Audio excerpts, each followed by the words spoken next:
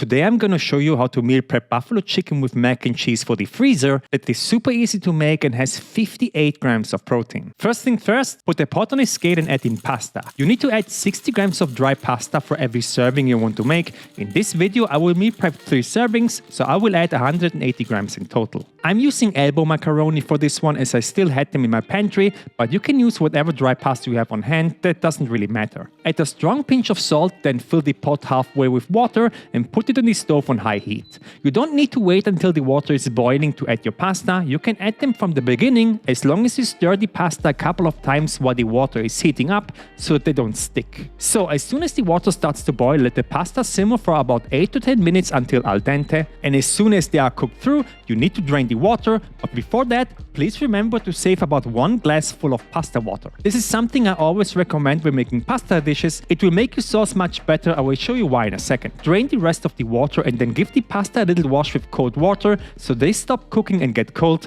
You are freezing the dish anyway, so this is a good way to keep the pasta al dente in meal prep meals, even though this is considered an absolute sin in Italy, I know. Next is the protein source, and you need to slice up around 180 grams of chicken breast per serving, so in my case it's around 540 grams in total. Try to slice every piece to about 1 centimeter or half an inch thick and cut the longer pieces again into smaller bite-sized cubes so you don't need a knife when eating the dish. This will also ensure that everything cooks faster in the pan and also when you reheat the dish. Then put a big pot on a scale and add in a teaspoon or 3 grams of smoked paprika, a teaspoon or 3 grams of cayenne pepper, a teaspoon or 3 grams each of garlic and onion powder, about 20 cracks of black pepper and a strong pinch of salt. Mix the seasonings and then add all of the chicken and 10 grams of oil. I personally always use olive oil here. Now with a spoon you can give the chicken a stir until everything is covered with seasoning and it turns into a fire red color. To add volume, I'm gonna add 2 red bell peppers. They weigh 300 grams in total. Remove the inner core, then slice the pepper into planks.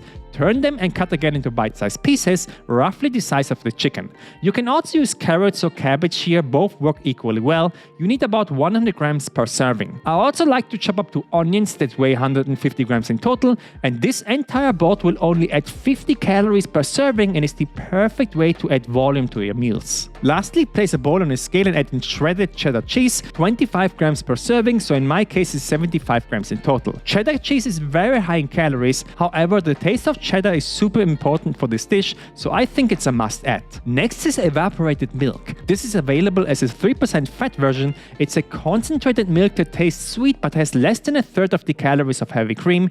You need to add 50 grams per serving, so in my case it's 150 grams in total. The last ingredient is cornstarch. Half a teaspoon or 2 grams is enough. Starch acts as an emulsifier. It will prevent the cheese from becoming greasy when heated and instead making super gooey and creamy. If we don't have cornstarch, that is no problem because we just saved some of the pasta water from earlier, which will do the same job as the cornstarch but a bit later in the recipe. So place a big pan on the stove on medium-high heat and also prepare a plate beside it. You will need it. Add 5 grams or 1 teaspoon of olive oil and then start with the vegetables and a pinch of salt. The goal here is to soften up the vegetables and get a bit of caramelization going on. Sautee them for about 5 minutes, stirring them occasionally until they slowly become translucent and then start to caramelize. Once you are happy with the color, remove all of the vegetables from the pan and then add the chicken. Try to spread it out with a spatula so as much meat as possible gets in contact with the pan for maximum browning, and then let the meat sit there for about a minute. Because the chicken is thinly sliced, once it has color, you can already flip everything to let the other side get some color as well.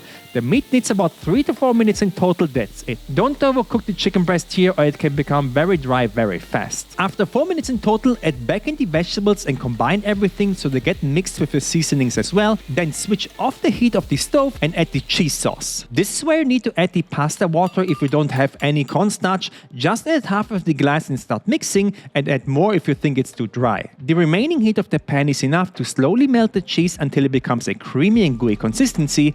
This will take about 1 minute max. Lastly, add back the pasta, and because the pasta is cold, the entire pan will now become colder as well and will stop steaming, which is a good thing because otherwise you need to wait until the food cools down to store it in the freezer. Steam is no bueno in frozen meals. So once everything is combined, remove it from the stove to store it in containers. I bought these glass meal prep containers from Amazon. They are pretty good in my opinion. A link is in the description. Also, I will just eyeball 3 serving sizes. You can use a scale here to be precise. However, after you've eaten all servings you have prepared, the calories will end up being equal anyway, so there is no big reason to be super exact here. Lastly, close the lid and store them in the freezer for up to 3 months. To defrost one serving, I simply add the container directly from the freezer into my microwave at 600 watts for 8 to 10 minutes in total. All I do is every couple of minutes, I remove the container and give everything a stir, and if you think that looks too dry, you can simply add a little bit of the evaporated milk, just 15 to 20 grams, mix it and add it back into the microwave. And at the end, you will get a super creamy buffalo mac and cheese that still has chew in the noodles and tastes absolutely delicious.